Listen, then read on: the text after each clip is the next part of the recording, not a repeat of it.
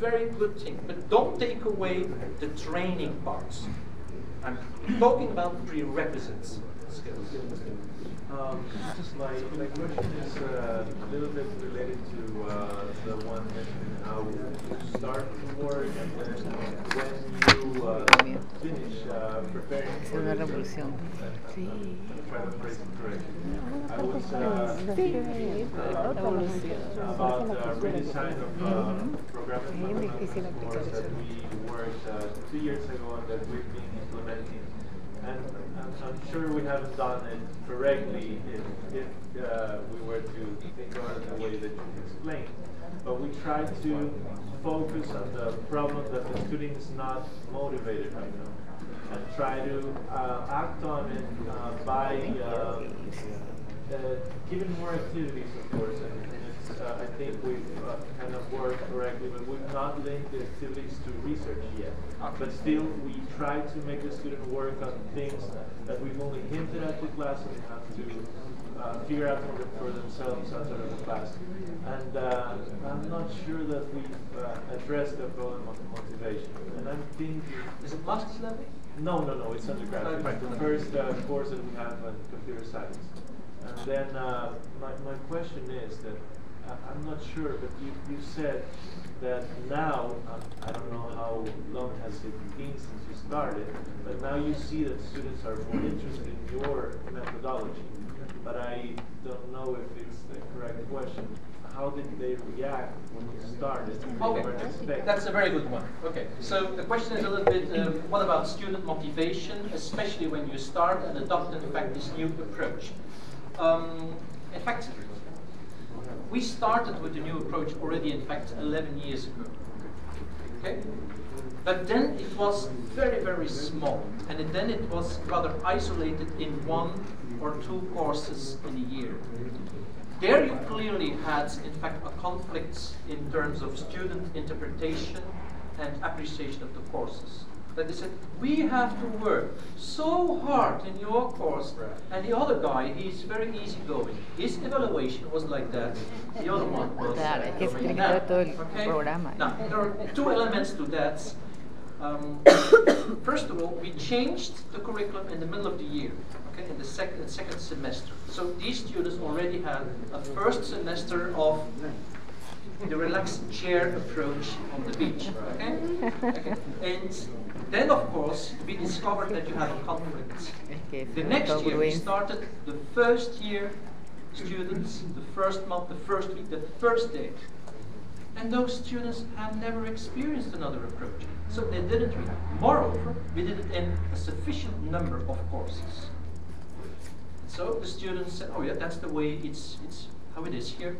Okay?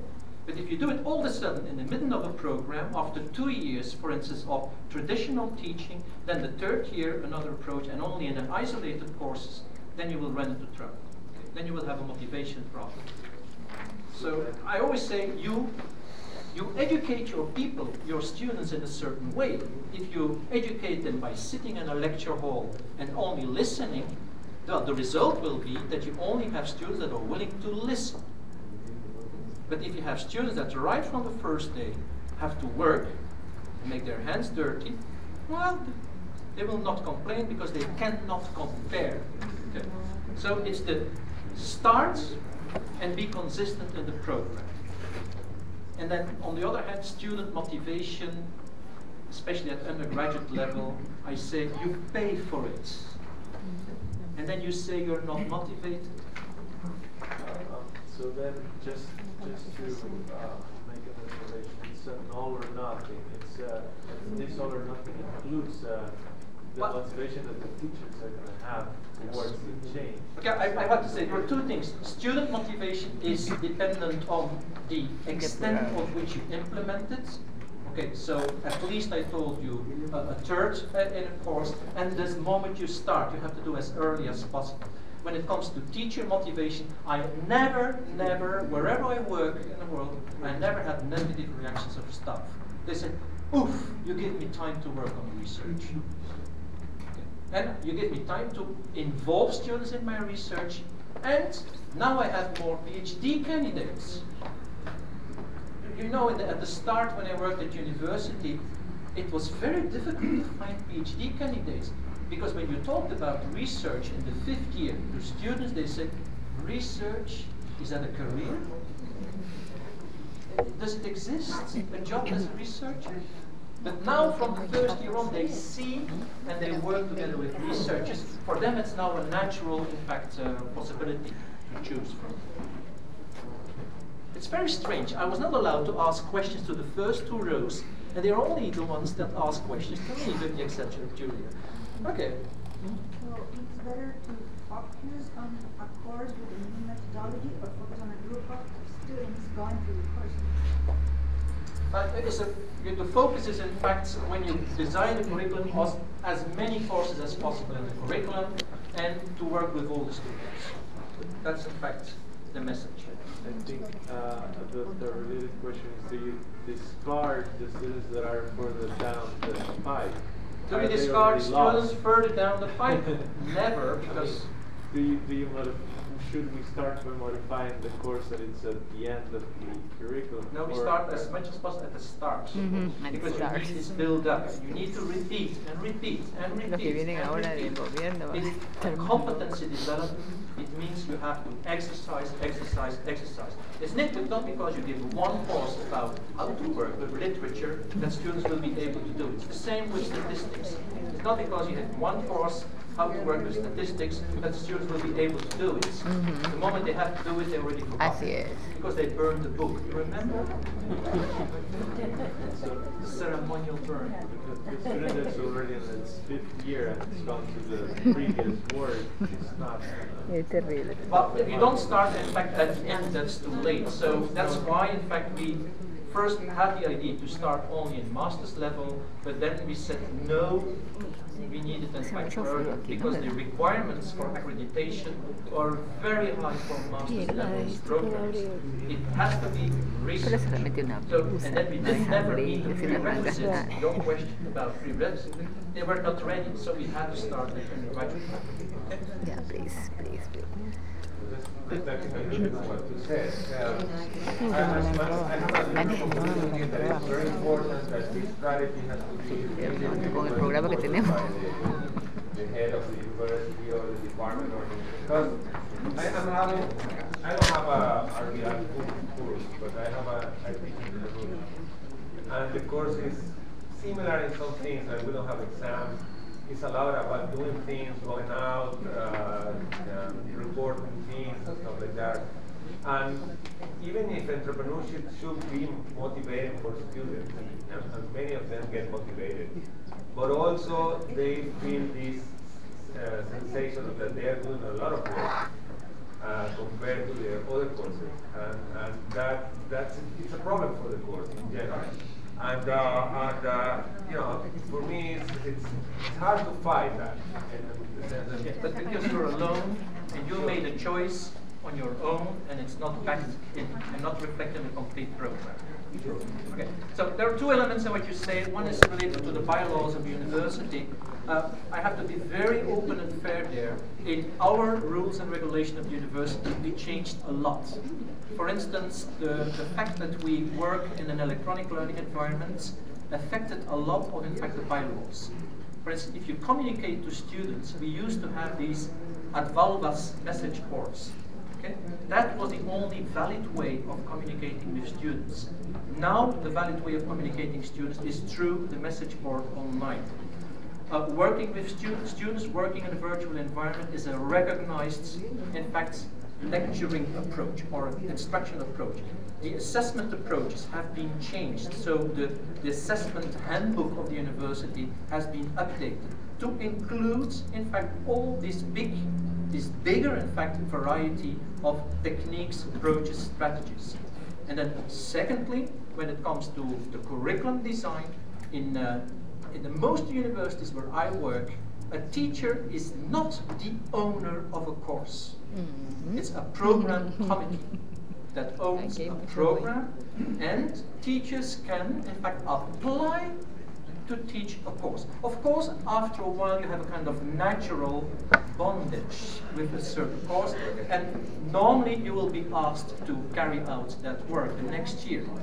But it means that every year, based on the evaluation of the students, based on other evaluations, not only student evaluations, I get feedback from that committee, and I have to answer questions. And they are related to study load, evaluation approaches, motivation issues.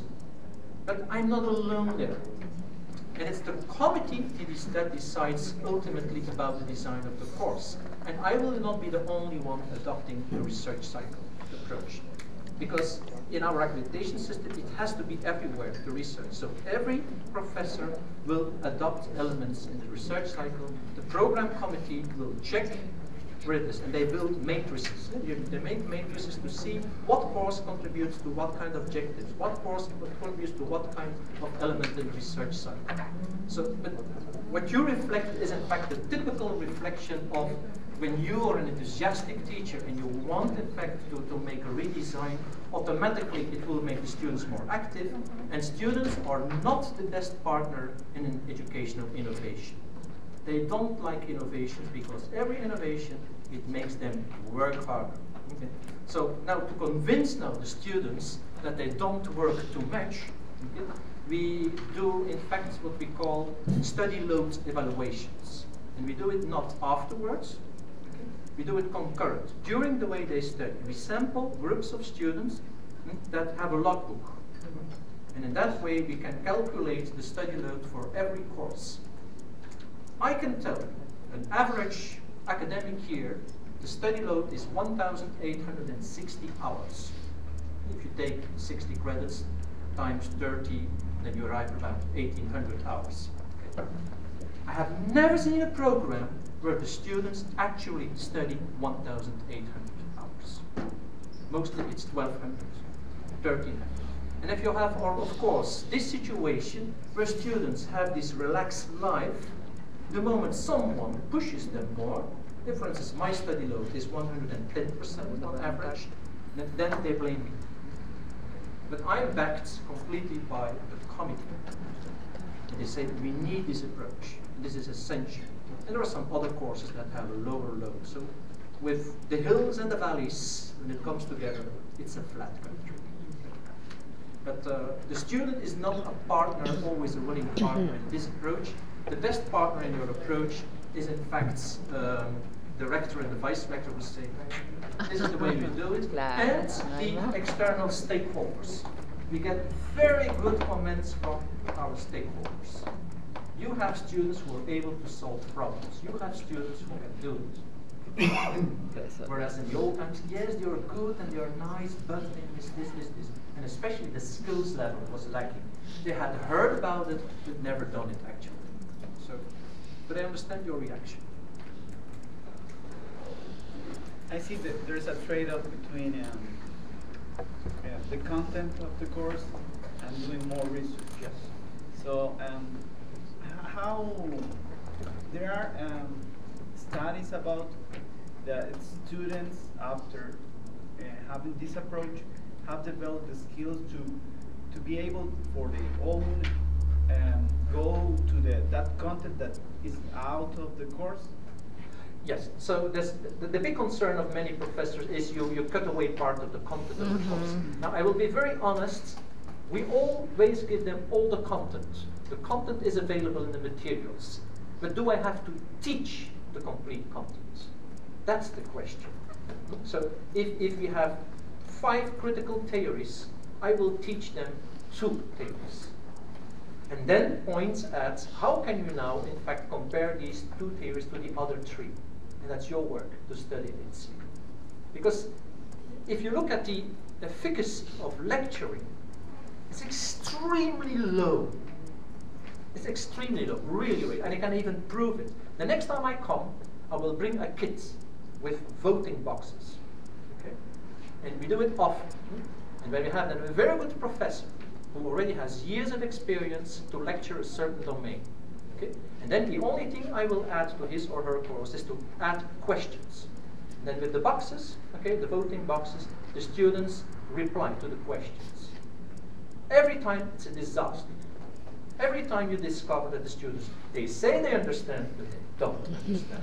Because they listen to you. And while listening, they understand, but understanding is not processing information to be